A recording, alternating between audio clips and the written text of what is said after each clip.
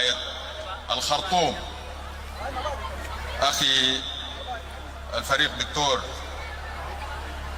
سراج مدير شرطة الولاية، الإخوة أعضاء من لجنة الولاية والإدارات المتخصصة المعنية بهذا الأمر الذي نحن بصدده اليوم، مواطنون الكرام، نقول لهم ناس غبوش بيسلموا عليكم أي زول في السودان، وناس غبوش صف واحد واقفين ألف أحمر مع حرب الكرامة، وإن شاء الله لآخر متمرد ولآخر جنجويد ولآخر عبد العزيز الحلو.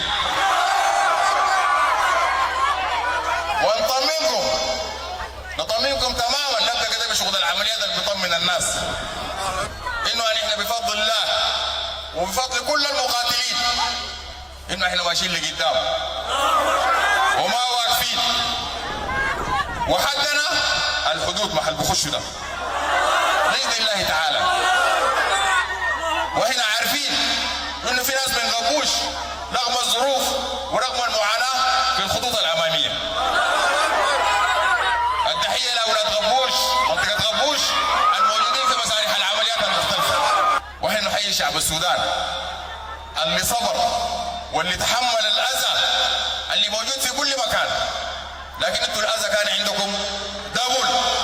يمكن عمليات الازاله اللي تمت في غبوش في مانديلا، واحنا جايين من مانديلا وماشيين محلات ثانيه وكثير من مناطق الخرطوم، يمكن كانت في ضرورات املت هذا الامر، لكن برضو الناس عندها ظروفها، الناس قدرت هذا الامر رغم انه في زول بيكسروا له وبيكسر براهم، يعني انتوا وصلتوا مرحله كده مقتنعين انه براكم بقيتوا تعمدوا الازاله، رغم انه زول بيكسر بيته بيده ومحللوه محل الغلطه بعينه.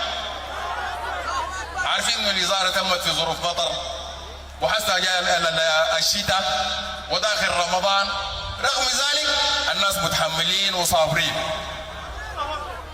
عشان كده احنا جينا نسلم على الناس ونقول لهم شكرا انكم تحملتوا الحكومه رغم الالام بتاعتكم، واحنا جينا عشان ناخد يدنا مع الوالي وكل الوحدات المركزيه في انه لابد من ايجاد معالجات عاجله لاهلنا في غبوش في مانديلا وفي كل المناطق اللي تاثرت بازاله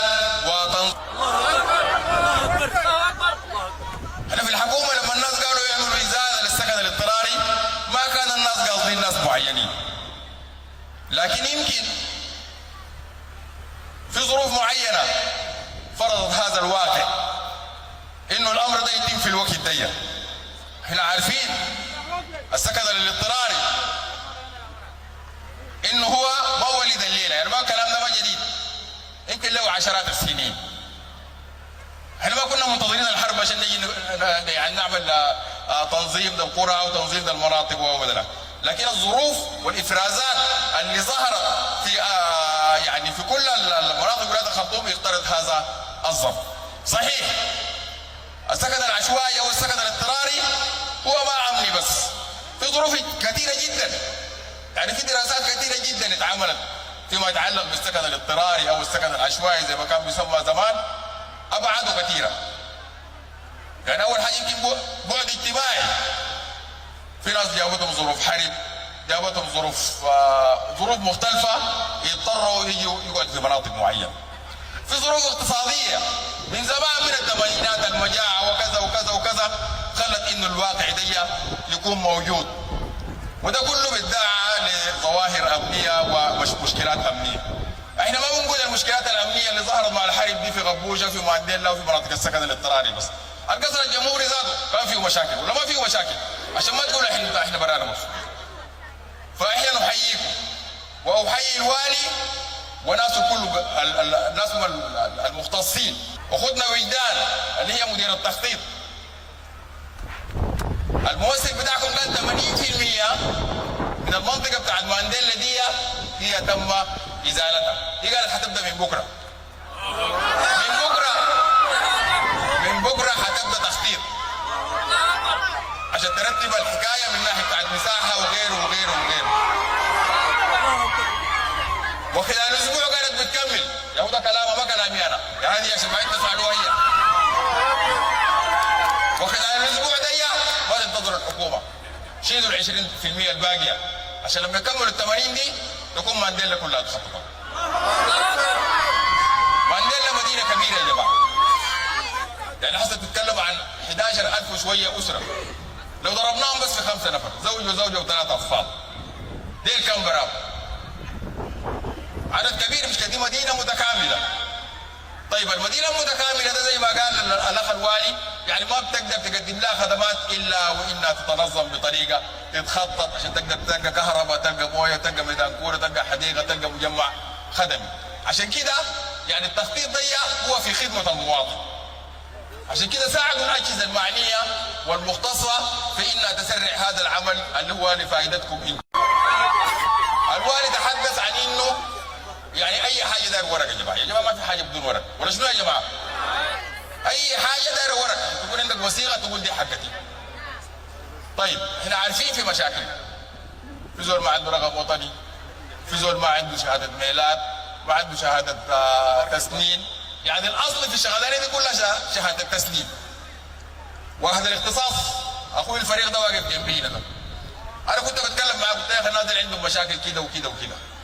قال اول حاجه هم فتحوا مركز كبير جدا بتاع سجل مدني في ابو عدم، والاجراءات ميسره وفي شنط متحركه وفي تسهيل في اجراءات المتعلقه بشهادات الميلاد والتسنين والاعتماد على العريفين. هم اهل اختصاص فنيين بيعرفوا الحاجه دي، لكن هو وعد من خلال الولايه ومن خلال الادارات الموجوده في رئاسه الشرطه والوزاره انه كل هذه الامور هو التزم انها تمشي بافضل وبسهوله وببساطه شديده جدا عشان اي زول يكون عنده الورقه بتاعته.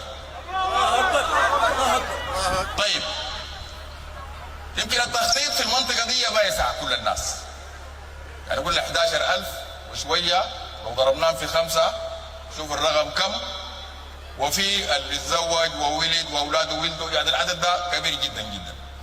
ربما هذه المنطقه لا تسع الناس كله، يبقى الناس تتهيأ للانتقال لمناطق اخرى. صحيح في ارتباط وجداني بالمنطقه وفي زوج عدى 30 سنه 20 سنه والى الاخر، لكن ربما تكون في حاجه لانه الناس تتراضى مع سلطات الولايه للانتقال لمناطق اخرى. مندوبكم تحدث عن انه والله احنا كسرنا بيوتنا والحكومه كسرت لنا وراضين، لكن احنا قاعدين في العراء، في شتاء، في برد شديد، في اطفال، ما بنقول في جوع لكن في ضيق في المعيشه. ده كله معلوم. انا متاكد يمكن اكثر من 70% من الناس اللي واقفين ده يمكن في زول ما عنده بطانيه، في زول ما عنده مشمع زي دي يعني يعملوا سقف. احنا ان شاء الله خلال هذه الايام مع الولايه، مع الاخوه في الشرطه في الدفاع المدني، مع وزاره الماليه الاتحاديه، نسعى في توفير بعض المعينات اللي بتساعد الناس لحد ما يحصل التخطيط والامور تتخطط وكل دول يستلم قطعه، وبعد تستلم قطعتك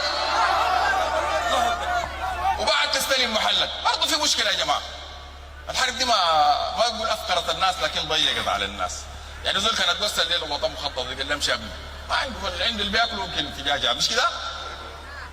برضه من خلال الولايه والحكومه الاتحاديه برضه حنسعى لتوفير يعني بعض المعينات للناس اللي تساعدهم في انه يبنوا منازل، زول يعمل له برنده، يعمل له غرفه بعد ذاك على راحته يكمل ثاني ان شاء الله. انا احييكم. الله اكبر الله اكبر الله اكبر. احنا جينا نحييكم وجينا نشكركم ونسلم عليكم وجينا نشوف بعيوننا يا جماعه، وحسينا الاحساس بتاعكم ده احنا كلنا حاسينه، كلنا حاسينه ان شاء الله. وان شاء الله نحن جهودنا كلها نحطها فوق بعض ومع لجانكم ومعاكم نتعاون في انه هذا العمل يجب ان ينجز سريع جدا. الوالي واحنا جايين كان بيتكلم انه في ناس كانوا بيتابعوا الاجراءات، هو مات ولده مات 30 سنه برضه ما حصل، كلها قضاء اجراءات. ان شاء الله الحياه دي كلها تتكسر في اقل وقت ان شاء الله. الله اكبر الله اكبر.